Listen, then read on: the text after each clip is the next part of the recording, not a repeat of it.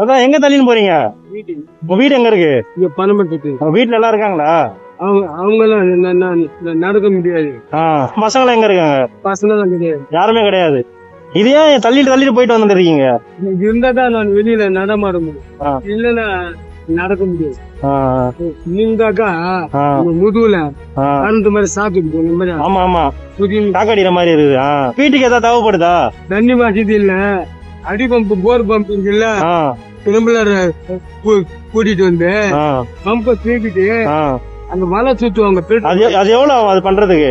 600-700 labour கூலி கேட்பான். தண்ணி பிடிக்க ரொம்ப கஷ்டமா இருக்கு. என்னதா தண்ணி எடுக்காது, இதுதான் வச்சு தூக்கி வச்சு தூக்கி வைப்பாங்க. இது வந்து என்னால முடிஞ்சது சரிங்களா?